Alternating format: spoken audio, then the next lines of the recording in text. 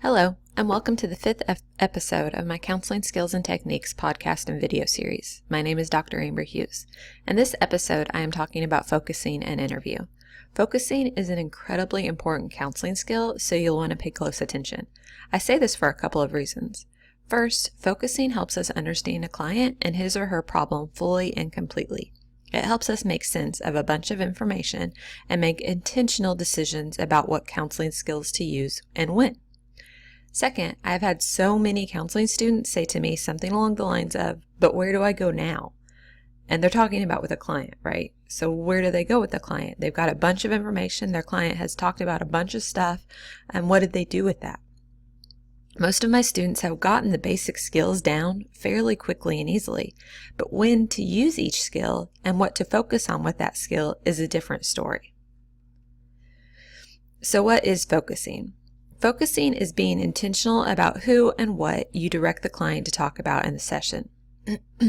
We direct clients to talk about certain things with that selective attention we talked about before. When we intentionally use this selective attention, it's called focus, and we indicate what we are focusing on through our words. So it can be as simple as using a paraphrase, but it's what you choose to paraphrase that becomes focus, if that makes sense. For example, you have a client come in to see you. This client is 13 years old and tells you a long story about how she went to a party the other night and drank some alcohol.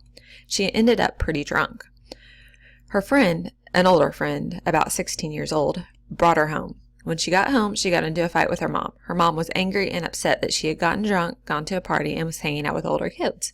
Her mom had thought she was going to a middle school basketball game with her best friend, another 13-year-old. At this point, you decide just to paraphrase because you want to hear more about the story. But what you paraphrase is going to take the client down a certain path. Let's review some of the things we could talk more about here.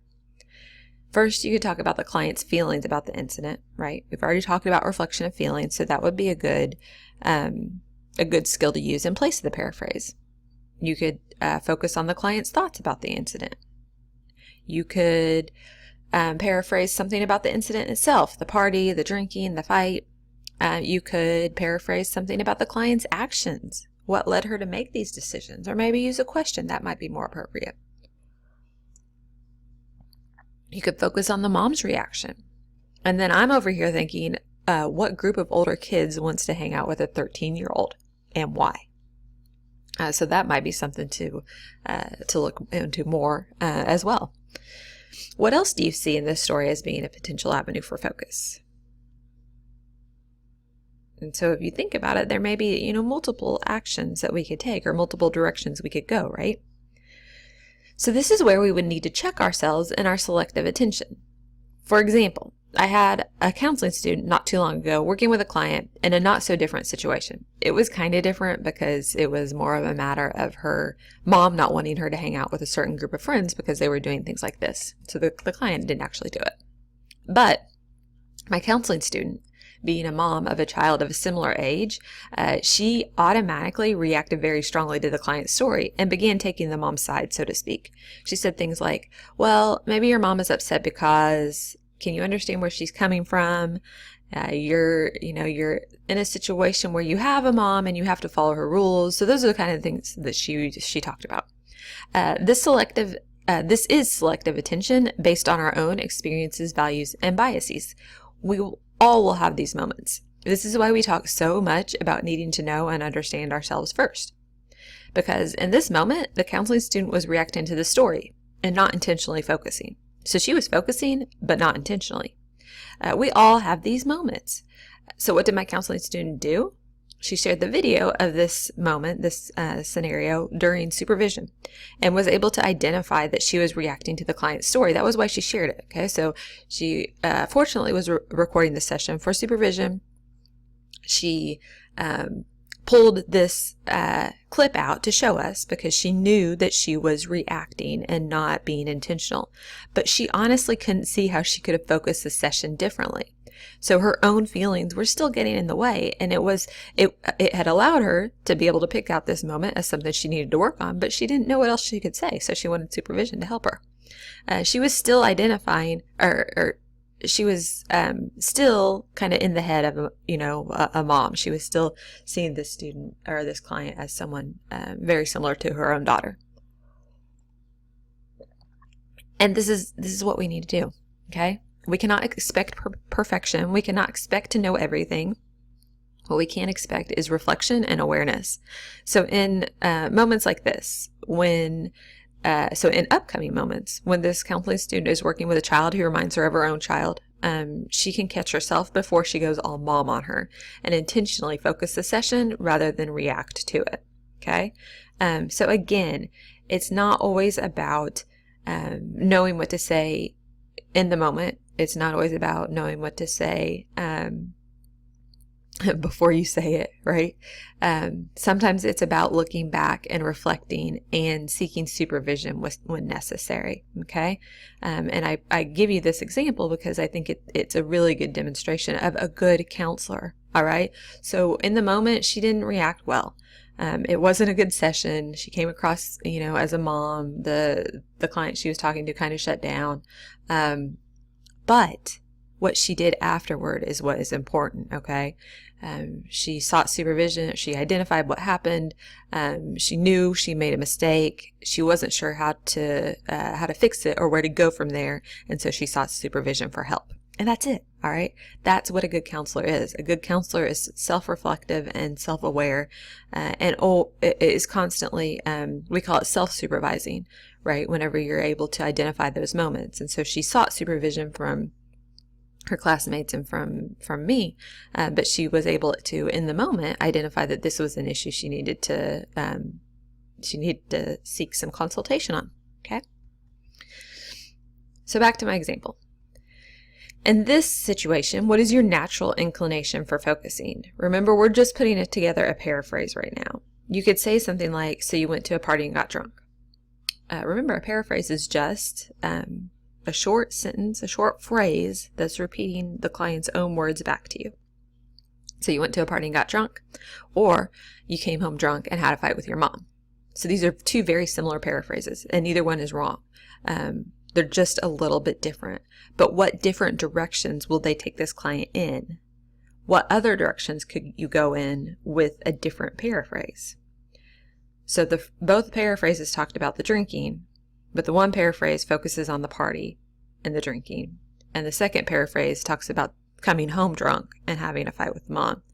And again, these two very similar paraphrases are going to are going to focus is what they're going to do, but they're going to encourage your client to talk about two different things. Okay, so they're taking you down two different roads. So I give you this example to get you thinking about the different aspects of a client's story. Let's move on to what we should be focusing on, according to the textbook. First, we want to focus on the client. The client is the person in front of us and our major concern for counseling, right? Second, we want to focus on the problem. This is why the client is here and what he or she needs help with. Through our focus, we get our client to expand and go deeper into themselves or the story. Finally, though we want to focus in on these things first, we do want to be intentional about considering all aspects of the client's story. The textbook identifies 7 different areas of focus.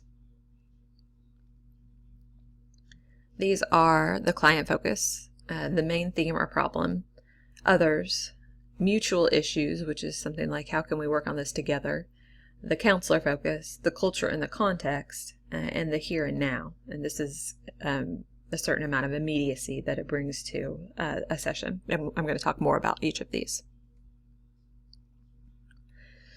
So a little more about the client first focus. This focus allows us to better understand how the client is handling or reacting to the issues and the people in their life.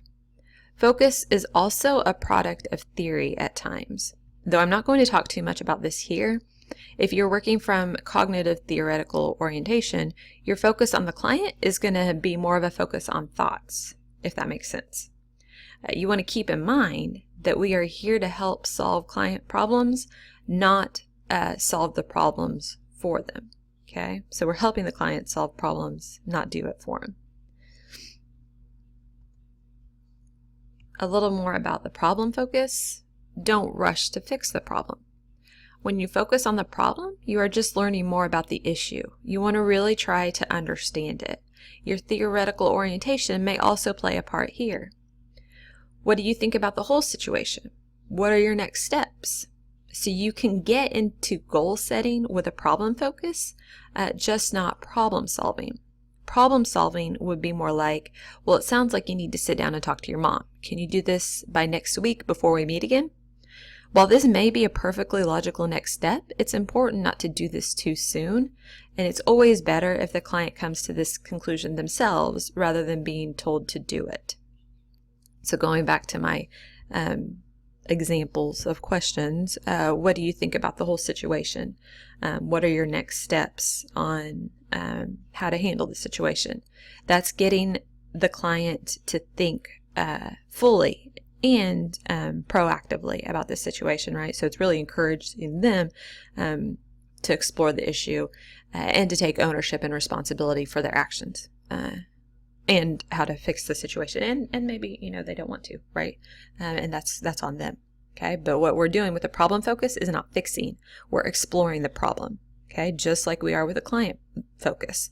We're exploring what's going on with the client. We're exploring what's going on with the problem, not rushing. And I know that I'm like beating this to death, but it happens like so often, when I'm watching beginning counselors, you get to a place where you're, like doing a role play or you're in a session with a client and you don't know what to do next. You don't know where to go next. You feel like you've really talked about the issue fully. And so, right, especially when you're working with a 13-year-old and you're working on an issue like this, you can kind of get a sense, especially, with that counseling student I was talking about, the one who's a mom, what the client, what she should be doing. She doesn't need to be hanging out with these kids. She needs to listen to her mom, right? We know these things. And so it can be easy and logical for us to jump into telling them what to do. But that's not counseling, right? That's just not counseling. Counseling is helping the client in front of us and really exploring an issue and helping them come to terms with the solution of the problem themselves. Okay? Even if you're using a more directive theory like cognitive theory or behavioral theory, you still need to really understand the problem before you jump to problem solving, because especially with cognitive theory, it can seem very simple, but it's really complex because you have to really understand the thoughts and the deep thoughts, right? So a lot of times we have our surface, like I talked about before with the reflecting feelings, right? We have our surface issues and our surface talk, and then we have kind of these underlying things. And if you jump to problem solving mode, you're not getting at the underlying things. And so I think of it more as putting a Band-Aid on the issue instead of fixing the issue. Okay, and that's what we want to do. We want to fully understand something before we move on to goal setting. And again, I'm using the term goal setting, not problem solving. Next, I want to talk about person in environment. And this refers to the others focus and the culture and context focus. With the others focus, it can be tricky at times. We want to know about the other people in our client's life because it gives us some of that context, but in a way that focuses on the client. Okay, so your mom was angry with you is a totally appropriate response and a totally appropriate focus. It's what comes next. Your client may choose to rant about mom. She's unreasonable. She hates me. She doesn't trust me. If they then say something like, well, she just loves you and is worried about you, I'm sure, you're making an assumption that you can't make, right? You're bringing the mom into the room, so to speak, when we don't know what mom would say, okay? What you could do and what would be totally appropriate would be to ask your client to take on mom's perspective. Why do you think she reacted the way she did? Or maybe something like, tell me more about your relationship with your mom. So you're learning more about the mom and the mom's relationship with your client, but you're keeping the focus on the client, okay? So it's that focus on the client and the client's relationship with others and the client's understanding of the other people in her life. That's important and that's useful for us. It's that bringing the mom in that becomes impossible. Okay, it's impossible to bring mom into the room and to make assumptions about her. And to work on her, right? We don't ever want to work on mom. Well, this is something mom needs to work on, or this is something she could change. And it may be, right? It may be a fact that mom needs to change, but we can't do that when we're working with her daughter, right? And I know, like, I've worked with kids before, and tough kids, and kids in some tough situations, and it's so frustrating when you know a lot of their issue comes from their home life, but you can't, you're not there unless you are, right? I mean, you might be in a position where you are working with parents, and that's a different story. The parents are the client then. But if you're working with the kids and the parents are the issue, there's nothing you can do about it, right? You can only focus on the client, even if it's obvious that the issue is the home life, right? And it's frustrating. It's hard. It's hard work whenever that's the case. But we can't work on people who aren't there. It's just the fact. So then, another focus you might take with the other focus is, or what about the other kids in the room, or the other kids in the situation? What if you find out the 16-year-old friend is a girl? What if you find out the 16-year-old friend is a boy? Does that change anything? Yeah, it does, right? It changes your understanding of the situation. And you might want to find out more about those relationships, right? Again, with a focus on the relationships, not a focus on the other people. Because if we go into, I call it gossip mode, but in this situation, it's, and I say gossip because whenever you have like a really good story, like you're going to have these clients who have these situations that you're like, it's like a soap opera, right? And you're like, ooh, what happened next? What was this person like? Tell me more about, and if you're living in a small town, you might want to, there's a chance you might know these people, right? So who was it who did that? That's when you're getting into gossip mode, whenever you're more interested in the story than you are about counseling. Again, it's a fine line sometimes. It seems obvious, but like I've totally been in those, those situations where someone's just got, like I said, it's like a soap opera, and you become so drawn into the story that you kind of forget what you're doing. And that's what we want to be careful about. But it's totally appropriate to find out more about the situation and to find out more about the other people in the situation as they relate to your client. Okay, so you may not necessarily need to know the other friend's name. You may not need to know a whole lot about that person's life, but a little bit about that person's life may be helpful, right? How did you come to be friends with this person? Tell me more about your relationship. How well do you know them, right? So it's giving you some context and some understanding of what's going on there. And I've already talked about what context can be. So some of that, so I would consider like those relationships context. But culture and context can be a lot of other things too. So in our example, you could take a developmental perspective. Middle school is rough. You want independence, but your mom still has say over what you do. So that might be an appropriate response. You're kind of normalizing the situation. You're also giving some perspective, a broader perspective on what's going on. Or you could go even broader, right? You might want to learn about the client's religious or cultural background. Let's say she comes from a very religious family. Dad is a pastor. Mom is a large part of the church. Your client is active in the youth group. This gives the situation different meaning, right? What if your client is African American? Mom is a single mom working 2 jobs to support her kids. Again, this shines a different light on the situation. This is why context and culture is so important, and we don't want to ignore this one, especially if you're like me, coming from a more relational cultural approach, and I would consider this to be extremely important to understand these broader things that might be impacting the client. But again, depending on your theoretical orientation, you may not spend a whole lot of time here.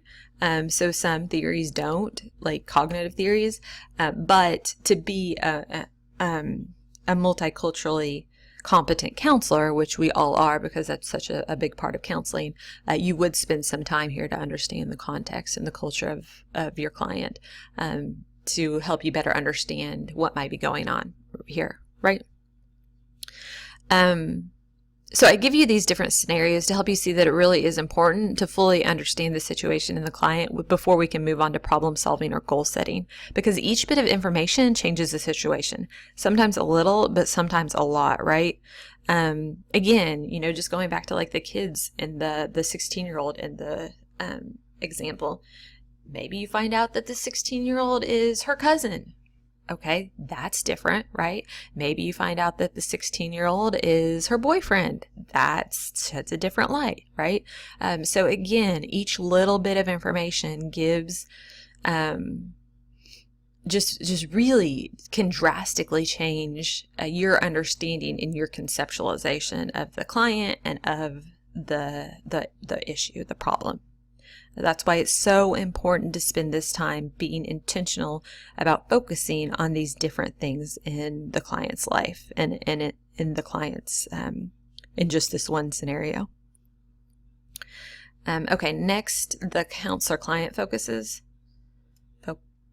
Is that how you pluralize focus? I don't know.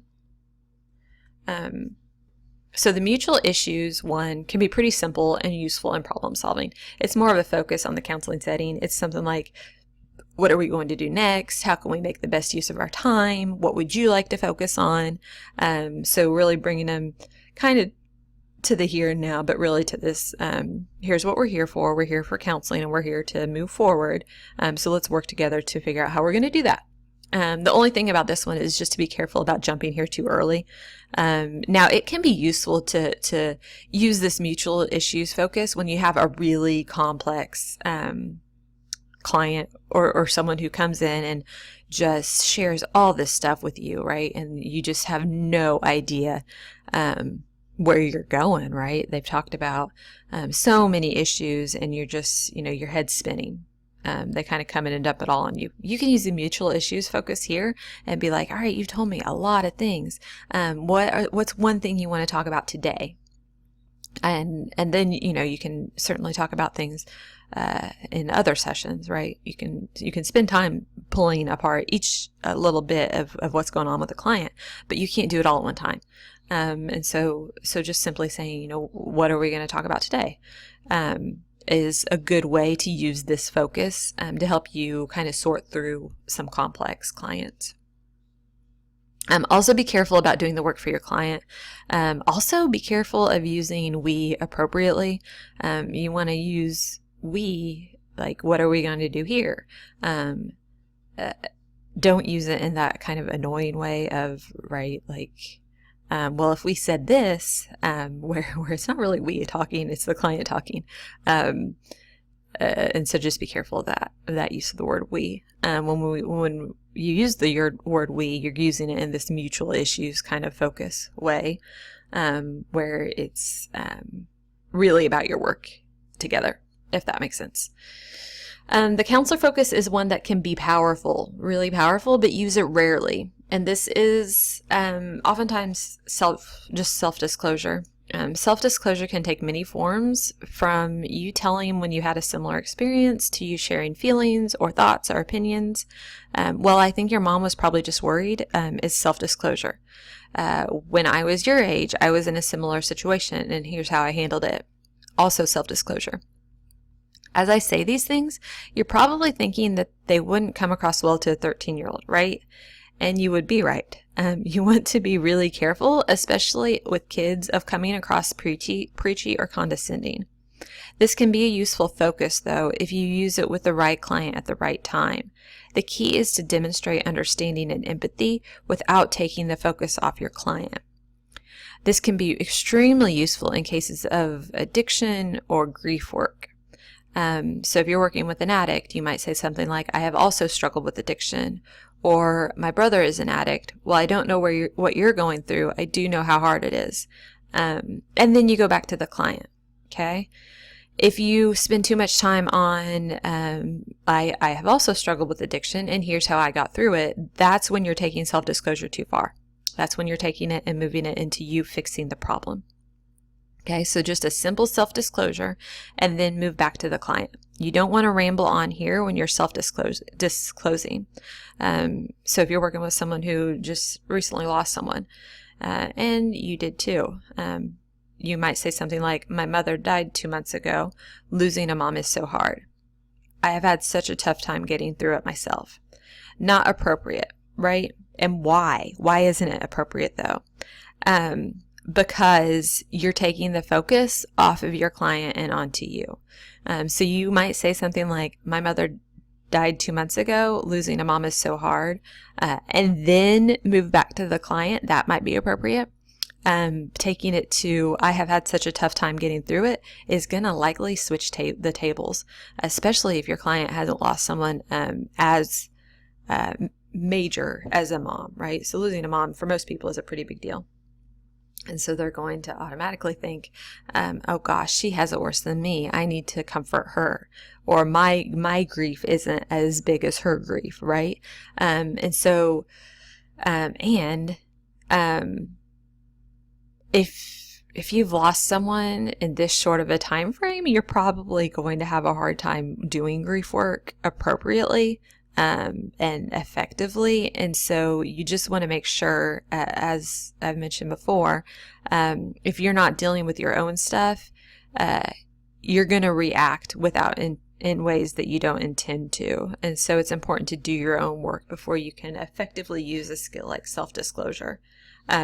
Using self-disclosure, like I said, can be powerful, but it's a hard skill to use because there's kind of a fine line of sharing a little bit to build rapport, but sharing just a little bit too much can turn the tables and make it about you and not the client.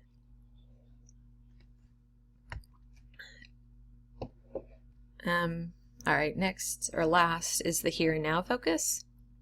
This focus is also a powerful one and pretty simple.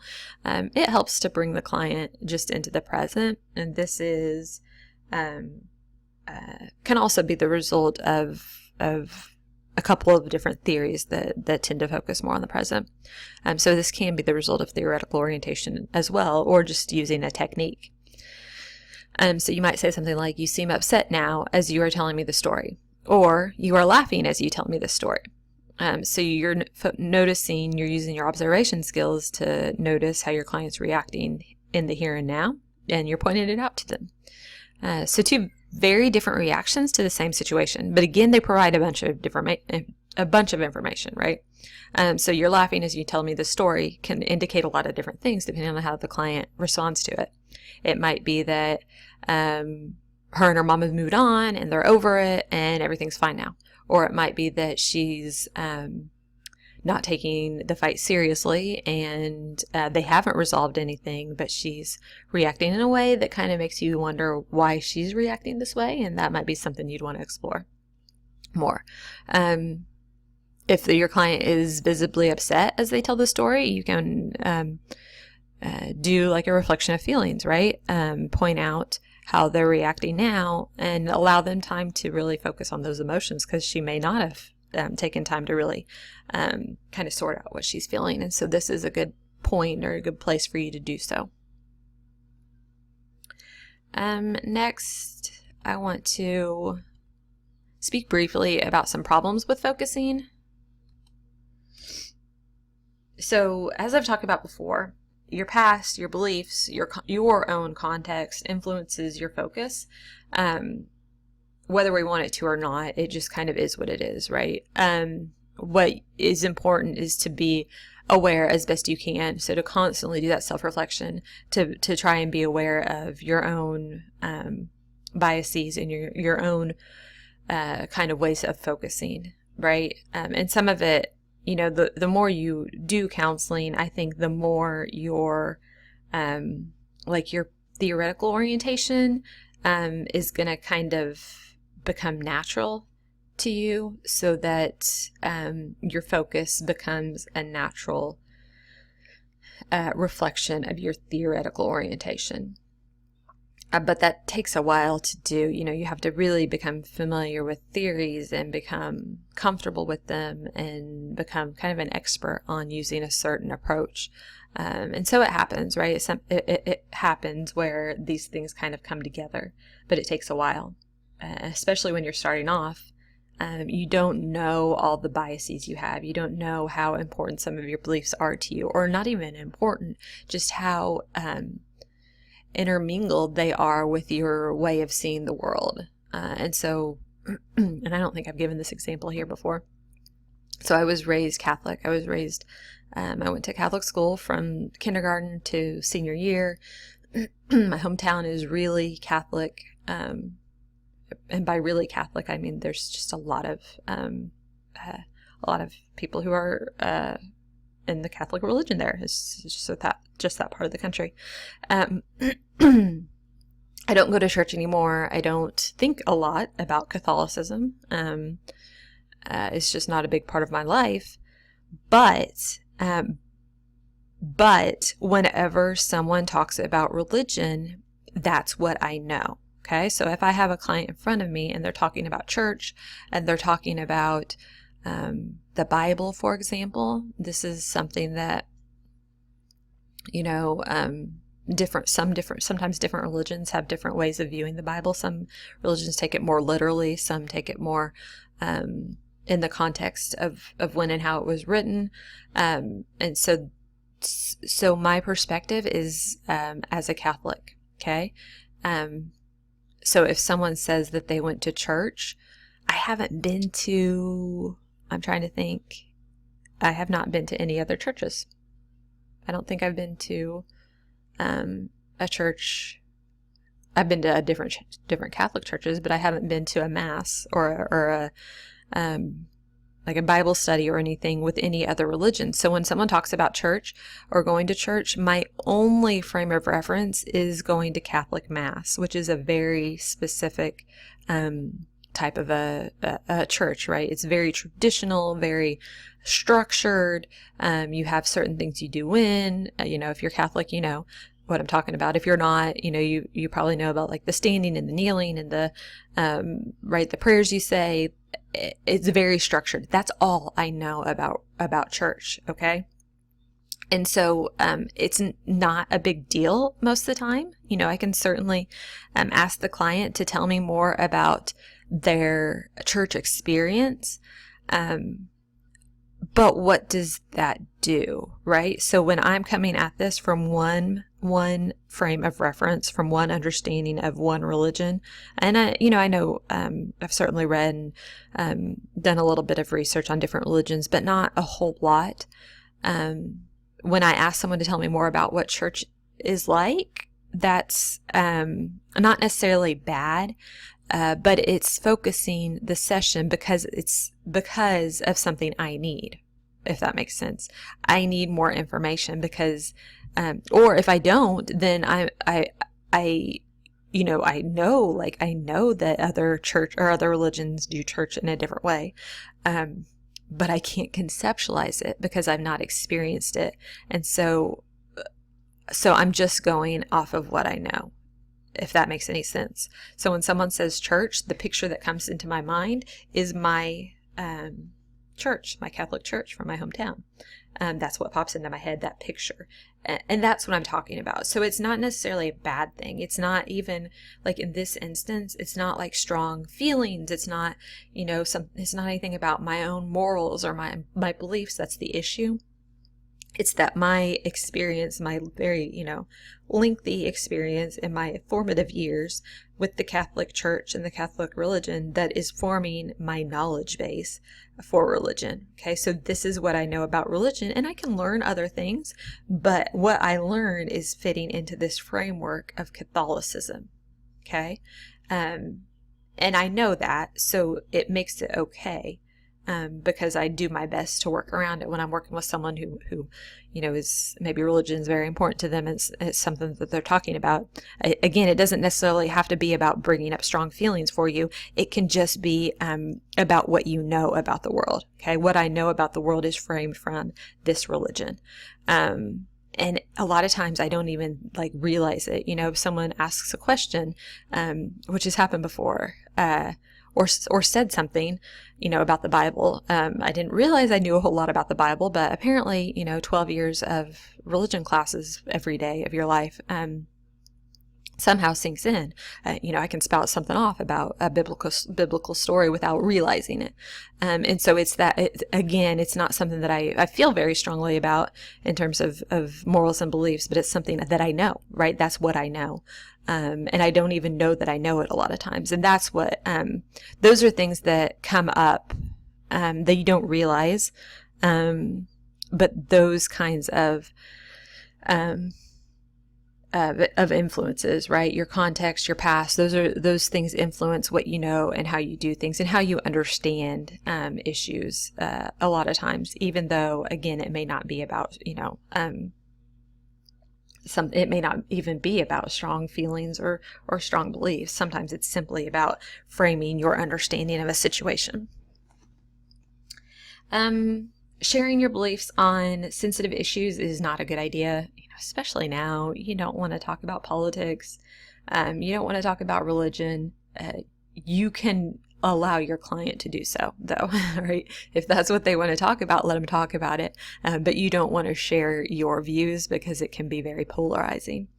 It can, again, especially kind of in this social climate, it can be something that puts a damper on the therapeutic relationship.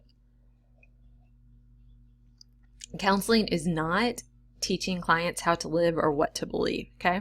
So counseling is helping clients within their world, within their frame of reference, and helping them to move forward however they see fit. It's not about, well, you shouldn't be doing that. You shouldn't be hanging out with older kids. You shouldn't be, right? That's not what it is. It's about helping the client.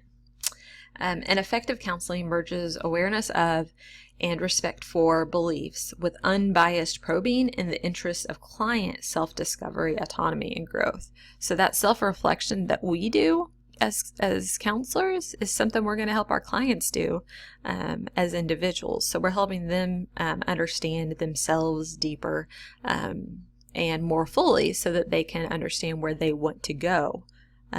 Based on them, based on their culture, their context, their relationships, their dreams and aspirations. So based on them, we're helping them move forward within the context of their life, not within the context of our life. Another place where this comes up, especially for me a lot, is I do career counseling, right? And I think I've given this similar example before, but if you're working with someone, and I've seen this a lot with counseling students, because as counseling students, you're graduate students, right? You're in graduate school, and so education is something that's very important to you, obviously.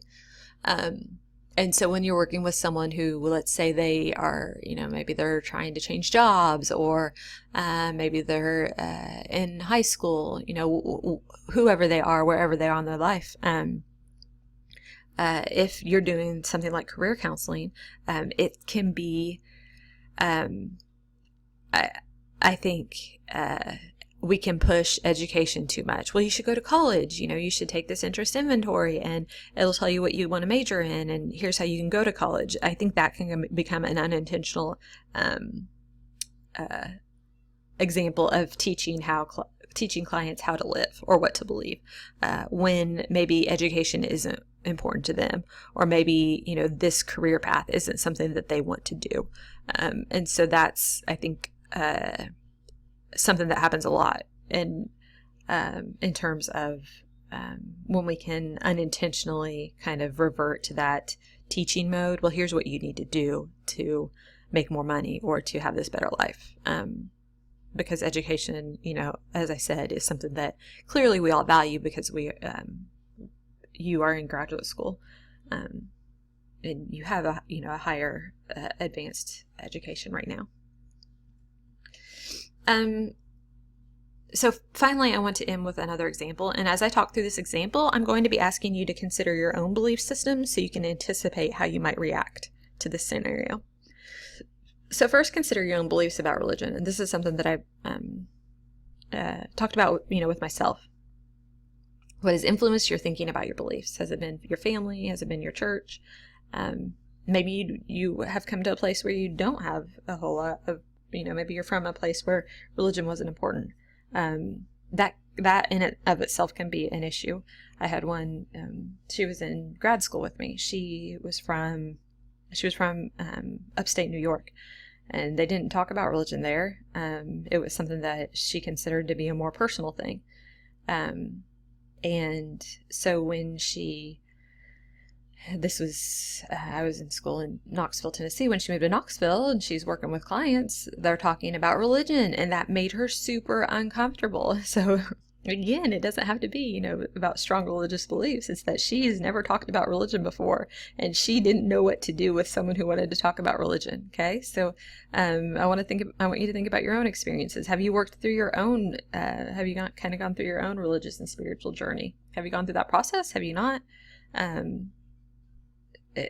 What are your belief systems? Can you identify specific thoughts and feelings of people who might have a different position from your own? So just take a couple, a minute to think about it. Then I want you to imagine that a client comes to you who is struggling with his or her own beliefs on God and religion. How would you help this client explore this issue? What, if any, of your own beliefs might be something that could be a challenge for you to move past? And again, it might be as simple as word choice. So it might be that, hey, I have really strong religious beliefs, but they're mine, and I know I can work with anyone. Again, it's not just about that, okay? It's not just about, hey, I can work with anyone, having that mindset. It's about being able to identify how your religion may impact your word choice, okay? Because right now, in these micro skills, we're down to the nitty gritty. Like, we're picking apart words, not, kind of bigger scale, hey, I can work with anyone. All right, so here's our example. We have Mary, who was raised Christian in East Tennessee. Her father is a teacher or a preacher. She grew up going to church every Sunday, participating in youth group and teaching Sunday school. Recently, she's begun to question her belief in God. She's a biology major in college and doesn't really see how what I know for sure fits with what she's been taught about religion. She's really confused. So she's starting to question God and religion. Particularly because of what she's learning in her classes. So what would you say to Mary as an individual? And here I'm not going to tell you what to say. I'm not going to give you any examples, okay? So I'm just going to pause for a minute and let you think about it.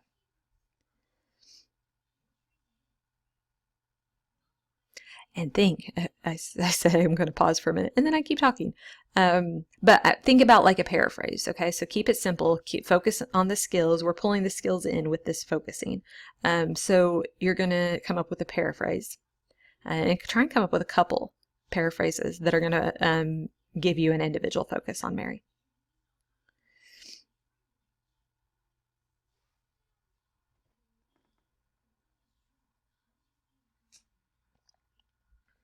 All right, next we have an others focus.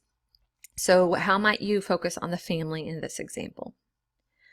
How might you search for support in the family for this issue? So come up with maybe a paraphrase and maybe a question that would allow you to focus on the family, but still on the individual, okay? So remember, with the others focus, we're really exploring the relationship between the family and the client.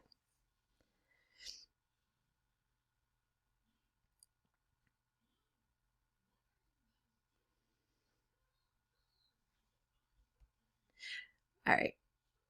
Next, I want to look at the mutuality focus, okay? So the mutual issues. How would you appropriately focus on the relationship between yourself and your client, right? What might you say to Mary that focuses on here and now feelings? So that's more of the here and now, or the immediacy, okay? So two slightly different focuses. So try and come up with a paraphrase or maybe even a brief summary that gives you more of a mutual issues or a here and now focus.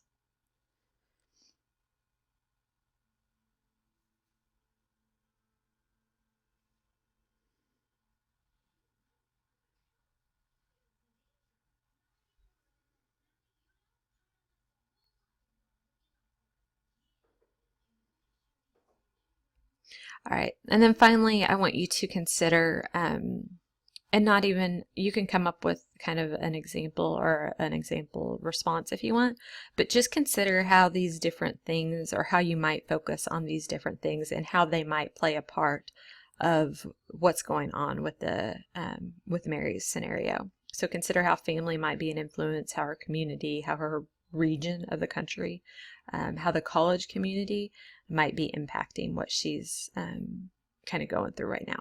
Okay, so you might come up with maybe a paraphrase or a question that gets at each of these, or you might just kind of in your head, and this, what we're doing with, when I say consider how these things might impact the scenario, and the reason why I was giving you all those different examples with my other example is because we're really getting at starting to conceptualize the client with this information, okay? So we're learning information about the client to conceptualize what's going on with them. And when I say conceptualize, what we're doing is putting together like a hypothesis about what we think is wrong, or what we think the issue is with the client, okay? So we're kind of getting this broad and in-depth understanding of the client to help us understand what's going on. And so we are in our head, you know, we're certainly working with our client, but we're also coming up with these, our own understanding of the issue. And so that's kind of what I'm getting at here with these different scenarios, and trying to get you to think about how all these different things are going to change your understanding of the situation. Because counseling, like again, it's that really complex but simple combination of science and art, right? We are working with our client, and we want our client to do the work and do the change, and we're trying to empathize with them and build rapport. We're trying to do all these things. At the same time, we are in our heads, working in our heads and trying to build this conceptualization of the client and the issue so that we can help them move forward the best way we can, right? Through, you know, through our theoretical orientation, through goal setting and things like that. But before we get to like the moving forward part with our client, before the goal setting, before the action, we have to focus on the understanding. And that's the conceptualization piece, that understanding that we have of the issues, if that makes any sense. And so I just want to end by saying that focusing is an extremely important skill to remember as you move forward. Like everything else, though, it requires self-reflection and awareness on the part of the counselor to be most effective.